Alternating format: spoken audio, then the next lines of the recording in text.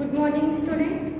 सो आज class start करते हैं। आज की स्टार्ट में हम कंटिन्यू करेंगे स्ट्रक्चर ऑफ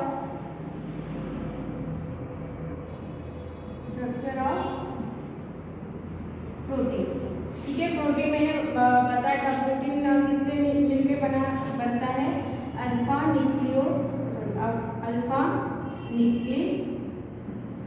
न्यूक्लिक एसिड। ये हमने लास्ट क्लास में देख लिया है कि हमारे प्रोटीन्स किससे मिलकर बने होते हैं, न्यूक्लिक एसिड से न्यूक्लिक एसिड से बने होते हैं।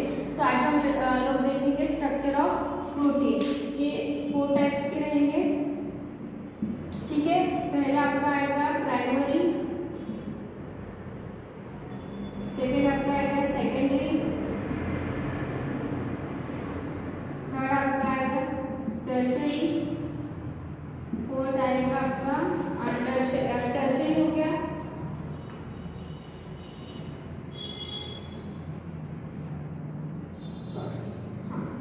टर्शरी एंड लास्ट आपका आएगा क्वार्टरी।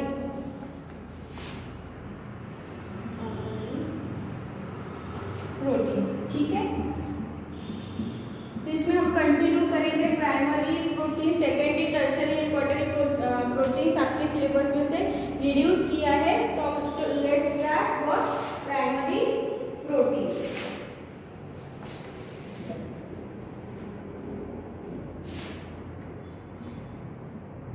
Primary protein.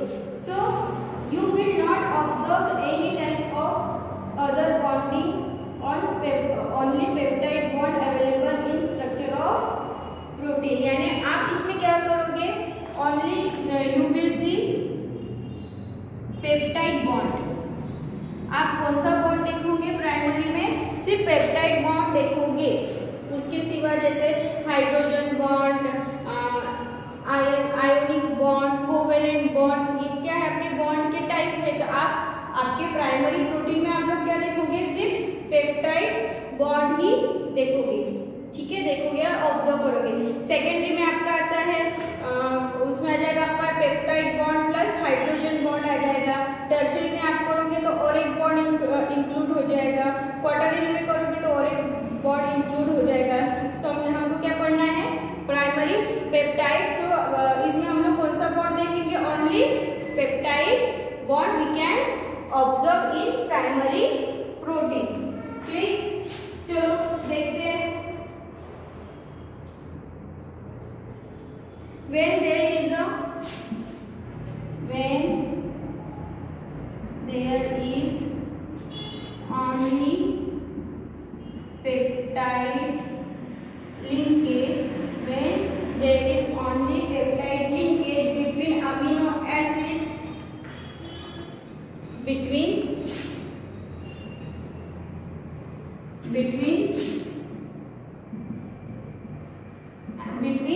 amino acid, a linear structure of polypeptide,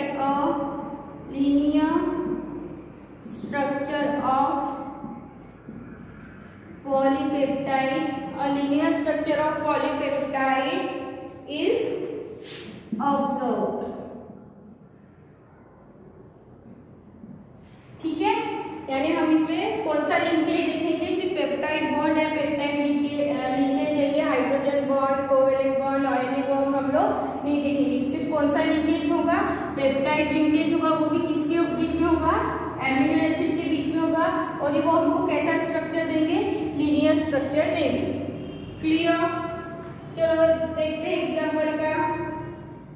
example देखते हैं, जैसे मैंने ऐड किया है पहले ग्लूकोज। ठीक है, ग्लूकोज के साथ मैंने ऐड किया है लाइसिन। ये मैंने इसके पहले के वीडियो में बताया है। एलेनिन, वेलानिन, ये क्या है आपके प्रोटीन्स के नाम है। ये क्या है आपके प्रोटीन्स के नाम है। इनका जब आपका ग्लूकोनिक एसिड,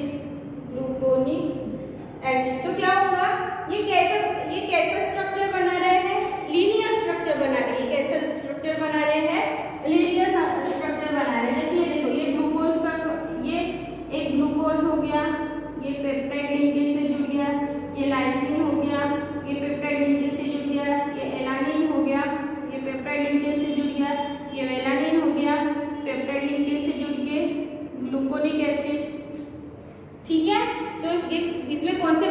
देखने के लिए मिल रहे हैं हमको सिर्फ पेप्टाइड बॉन्ड और पेप्टाइड लिंकेज मिल रहे हैं।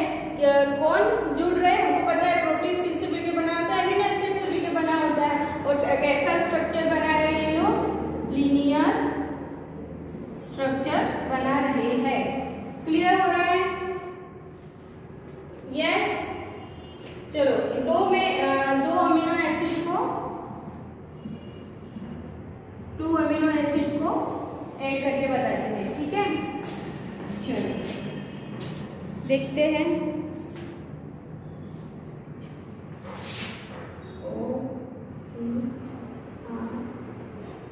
OC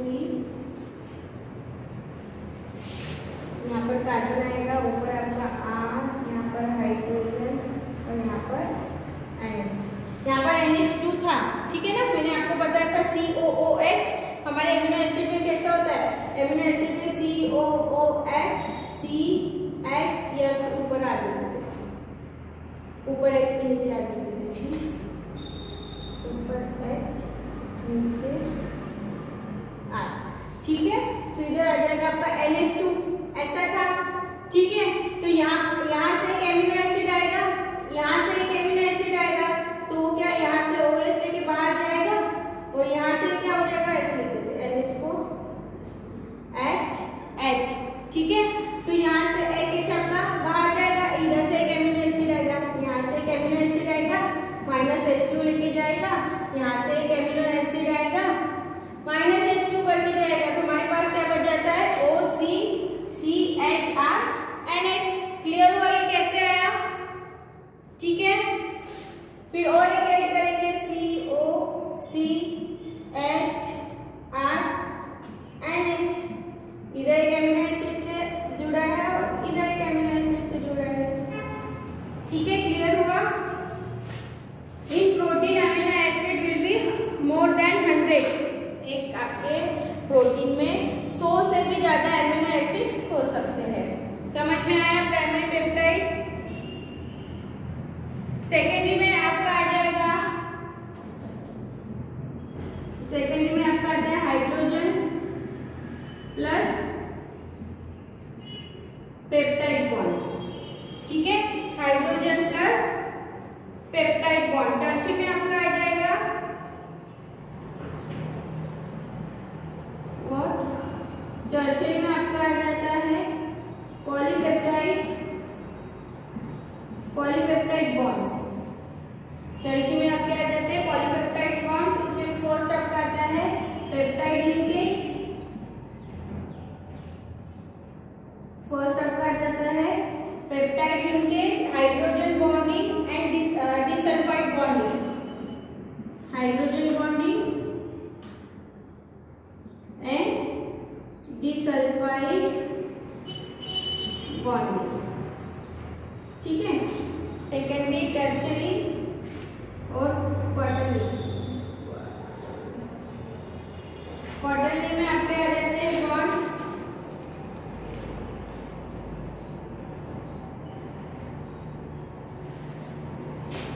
टू और मोर देन 2 पॉलीपेप्टाइड बॉन्ड, ठीक है। हाइड्रोजन बॉन्ड भी आएगा, पॉलीपेप्टाइड लिंकेज भी आएगा, डाइसल्फाइड बॉन्डिंग भी आएगा और उसमें ऐड होते जाएगा। क्लियर हुआ इतना? आगे बढ़े। ओके, नेक्स्ट है denaturation of proteins. Denaturation of protein.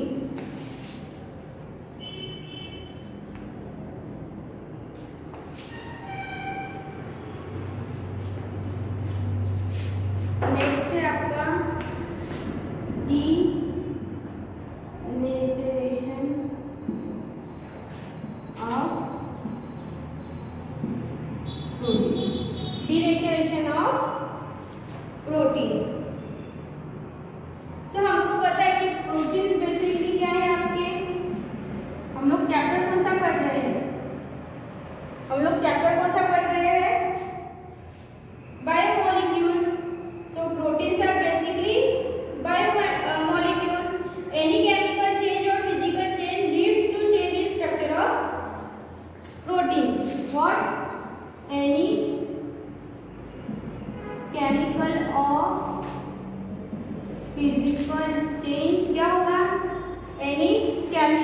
Of chemical और physical change leads to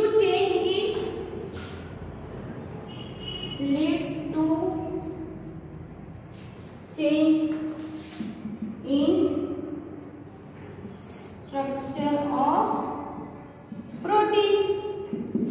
right, आप क्या करोगे, प्रोटीन क्या है हमारा बायोमॉलिक्यूल, प्रोटीन क्या है हमारा बायोमॉलिक्यूल। तो इसमें क्या होगा, अगर आप कोई भी आपके बायोमॉलिक्यूल में कोई भी फिजिकल या केमिकल चेंजेस करोगे तो इसका इफेक्ट आपके स्ट्रक्चर पर होगा। Yes, so any chemical and physical changes leads to change in a structure of protein. Clear? जैसे अभी क्या इफेक्ट कर सकता है, क्या इफेक्ट कर सकता है, टेम्परेचर, प्रेशर, देन पीएच, ये क्या कर सकता है, इफेक्ट कर सकता है किस पर, हमारे प्रोटीन के स्ट्रक्चर पर। सो अभी इसके कारण क्या होता होगा, इसके कारण क्या होता होगा, बिकॉज ऑफ दिस क्या है, बिकॉज ऑफ दिस क्या होगा, इसके कारण क्या होगा, अगर आपके अगर बायोमॉलिक्यूल के temperature, pressure and if change in pH तो क्या होगा, force of attraction in protein क्या होगा, force of attraction, force of attraction in protein. समझ बता दो, अगर मैं क्या कर रही हूँ, चेंज कर रही हूँ किसमें, पीएच में, if change in pH, pH में अगर चेंज हो रहा है तो क्या होगा, फोर्स ऑफ अट्रैक्शन, मॉलिक्यूल के बीच जो फोर्स ऑफ अट्रैक्शन होता है सो क्या होगा, हाँ, गेट डिस्टर्ब, क्या होंगे, ये कैसे होंगे, डिस्टर्ब होंगे। डिस्टर्ब होने के डिस्टर्ब होने के बाद क्या होगा, जो ये कूलिंग में थे तो क्या हो जाएगा, प्रोटीन्स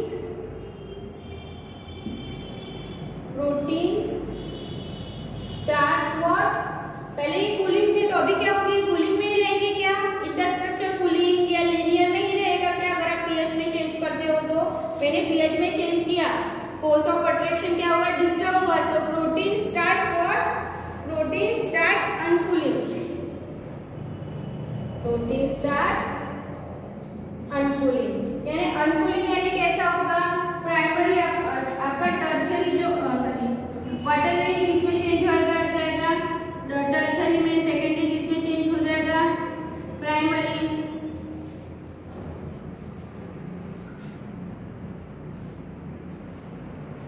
टर्शरी किसमें चेंज हो जाएगा, सेकेंडरी। तो इस टाइप से उनके स्ट्रक्चर में क्या होंगे, चेंजेस होंगे। समझ में आया, आपका क्वार्टरली प्रोटीन्स का स्ट्रक्चर टर्शरी में कन्वर्ट हो जाएगा, why, because force of attraction in protein disturbs the protein start uncoiling, uncoiling start हो गई तो क्या होगा, जो सेकेंडरी में था, जो सेकेंडरी प्रोटीन था वो प्रोटीन था वो किसमें कन्वर्ट हो रहा है, प्राइमरी, जो टर्शरी था वो किसमें कन्वर्ट हो रहा है, सेकेंडरी में। क्लियर, इतना समझ में आया। और this change is called what, this change is called denaturation. ठीक है, this change is called denaturation. आप मिल्क देखते हो, मिल्क पता है ना, मिल्क का हम लोग क्या बनाते हैं, कर्ड, दही बनाते हैं ना, तो पहले आपका मिल्क कैसा रहता है, लिक्विड फॉर्म में रहता है, फिर वो कौन से फॉर्म में, पहले आपका मिल्क कैसे फॉर्म में होता है, लिक्विड फॉर्म में होता है, और फिर जब लोग कर्ड में चेंज हो जाता है तो कैसे हो जाता है, वो पीएच में चेंज होता है, चेंज इन पीएच, पीएच में चेंज होता है तो लिक्विड किसमें कन्वर्ट हो जाता है, कर्ड में, कर्ड मिल्क किसमें चेंज हो जाता है, आपका कर्ड में, तो ये कैसा होता है, सेमी सॉलिड। इसको कौन सा स्टेट होती है, मीन्स की सेमी सॉलिड। क्लियर? चलो समझ में आया। नेक्स्ट है आपका न्यूक्लिक एसिड। नेक्स्ट टॉपिक है आपका न्यूक्लिक एसिड।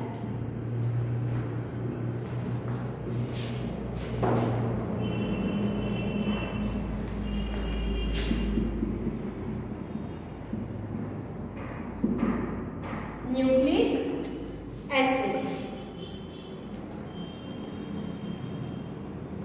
न्यूक्लियस में हम लोग पहले देखेंगे हेरिडिटी।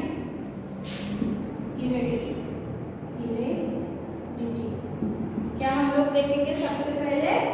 हेरिडिटी क्या होगा ये?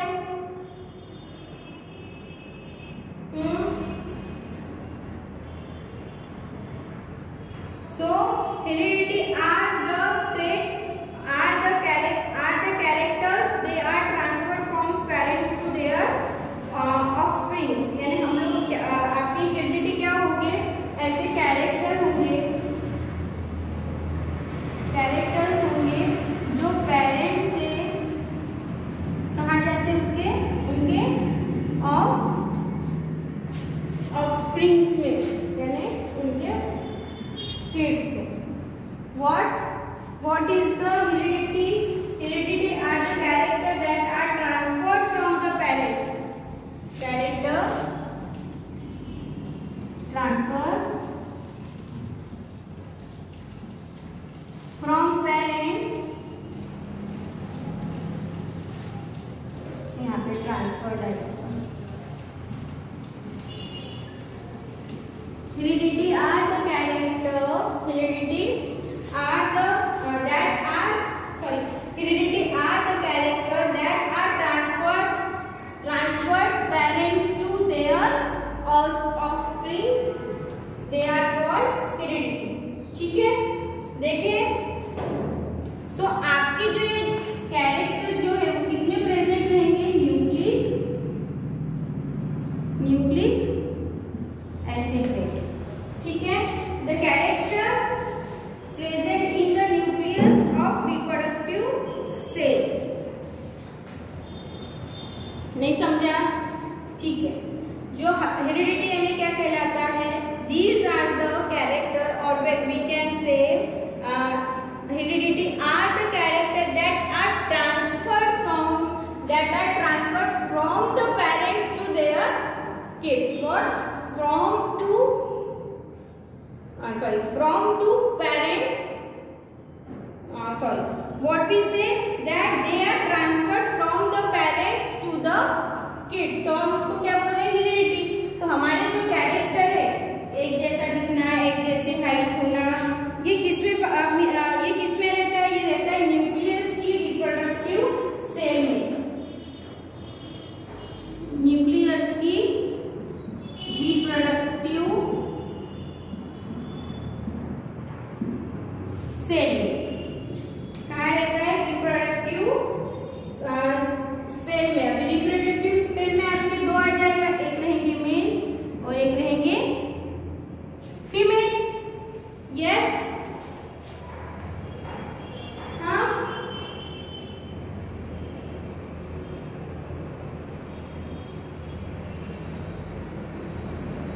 ठीक है। सो क्या हो जाएगा? इसमें जैसे मेल और फीमेल के कुछ कैरेक्टर होते हैं, वो किसमें आ जाते हैं? वो उसके किड्स में आ जाते हैं, है ना। So the character is present in a chromosome, it is present in a nucleus.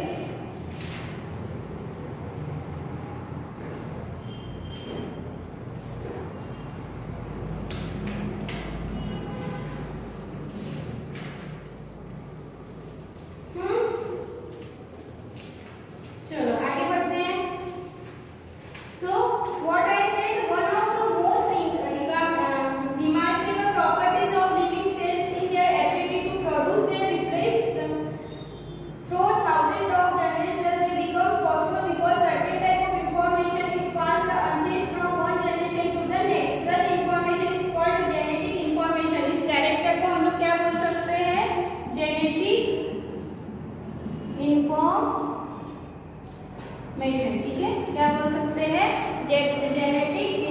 Formation and heat transfer to new cells in accomplished by nucleic acid.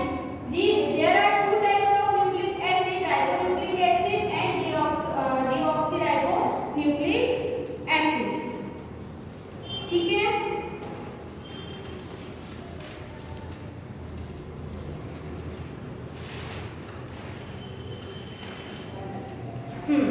तो क्या हो रहा है यहाँ पर कि जैसे आपके जो कैरेक्टर है किसमें मिलेंगे, न्यूक्लियस में, न्यूक्लियस में किसमें मिलेंगे, न्यूक्लियस के रिप्रोडक्टिव सेल में। तो रिप्रोडक्टिव सेल में मेल और फीमेल आएगा, तो मेल में कौन रहेंगे आपके, वो आपके आ जाते हैं स्पर्म, मेल में आ जाते हैं स्पर्म में रहेंगे और फीमेल में रहेंगे ओवन में। ठीक है, तो ये आपके नॉर्मल बॉडी से है 46 क्रोमोसोम्स। तो आपकी नॉर्मल जो बॉडी है, नॉर्मल बॉडी है 46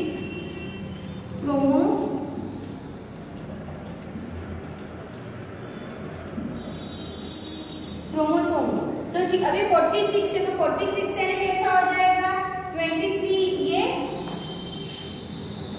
और 23 ये, कितना हो जाएगा आपका 46। क्लियर?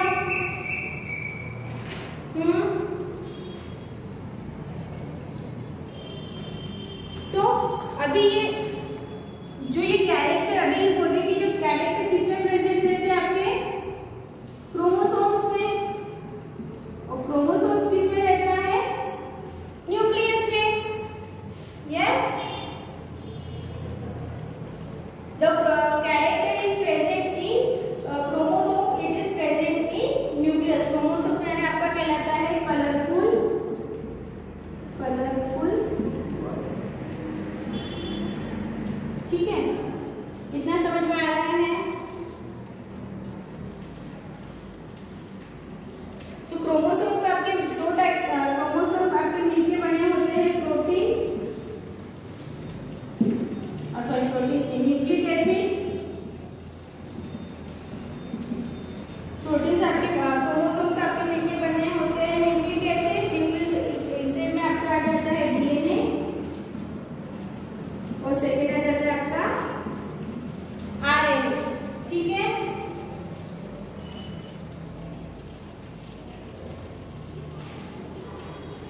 न्यूक्लिक एसिड और प्लस प्रोटीन्स।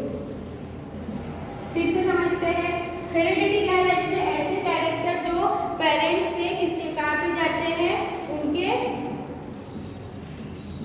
उनके ऑफस्प्रिंग्स में जाते हैं। ऐसे कैरेक्टर क्या कहलाते हैं, heredity. Sorry,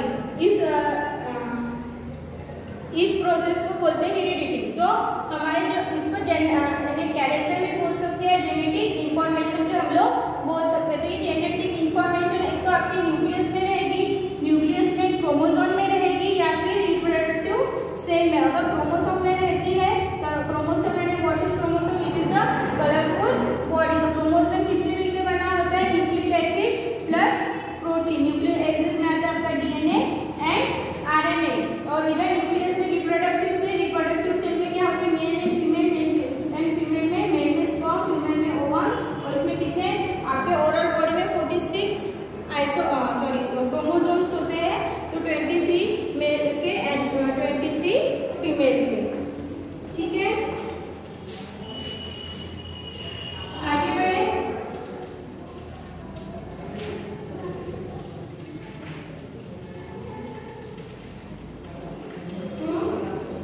structure of nucleic acid,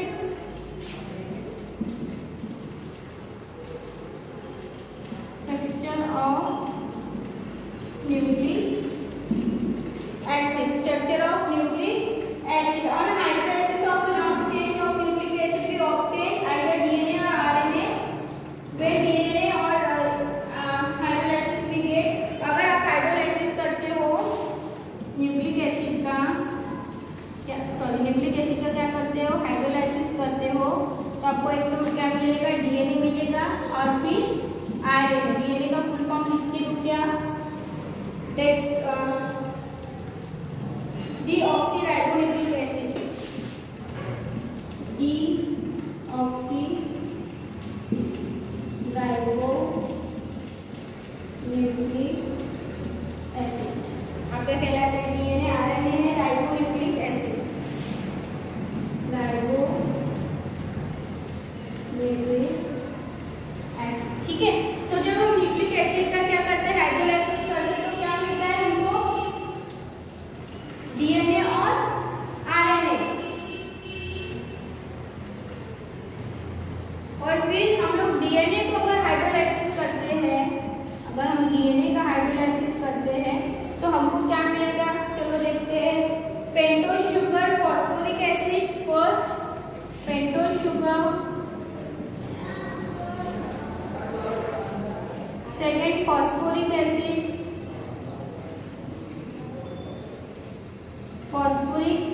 acid, and third आपको मिलता है नाइट्रोजन कंपाउंड।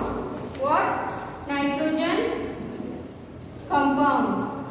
क्लियर?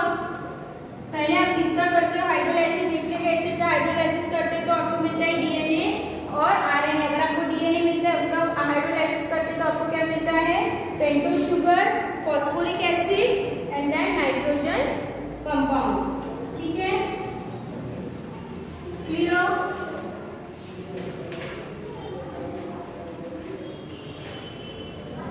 चलो, सो फर्स्ट है आपका